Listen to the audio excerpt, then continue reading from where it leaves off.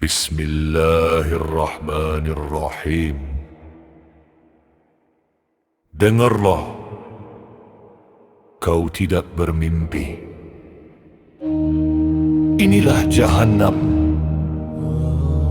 api menjilat tubuh, rantai menarik leher. Bismillahirrahmanirrahim. Jeritan tidak pernah sunyi. Ini bukan cerita dongeng. Kulit terbakar, Ini amaran yang terang. lalu diganti kembali Setiap nafas yang terhembus agar azab tidak pernah berhenti. semakin hilang.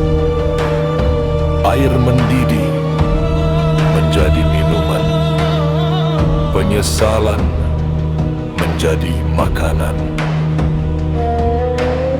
Hari ini kau hidup, sementara, esok bukan tempat bersandar. kau mungkin berdiri di sini. Hati lalai tanpa rasa, tertawa bersama noda dosa. Kita tahu mana kebenaran, Ya Allah, namun tetap selamatkan kami memilih berpaling. sebelum Mengira masa masih terlambat. panjang, sedang ajal kian menjelang. Hari tanpa bayang dan cahaya, hari tanpa elah dan bicara.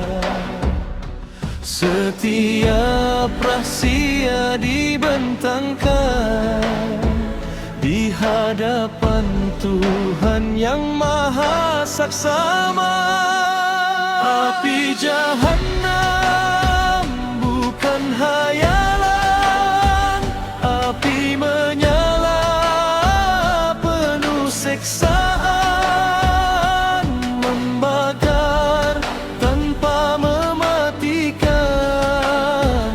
Jeritan panjang tiada kesudahan,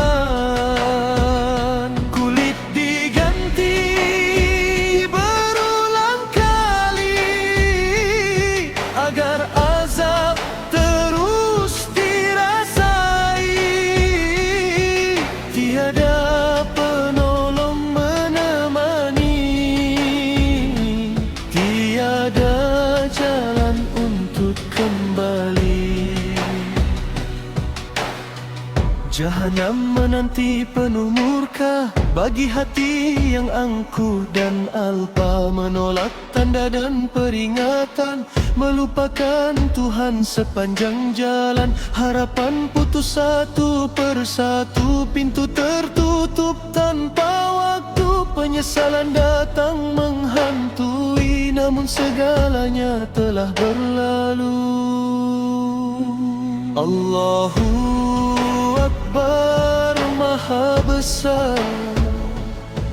La ilaha illallah, Maha benar. Kebenaran amatlah berat bagi hati yang enggan taat.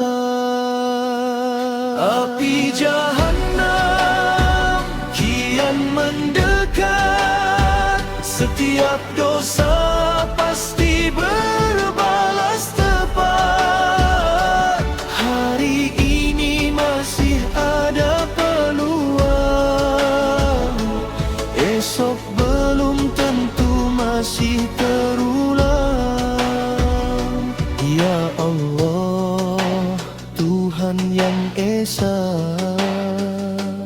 lindungilah kami dengan rahmat-Mu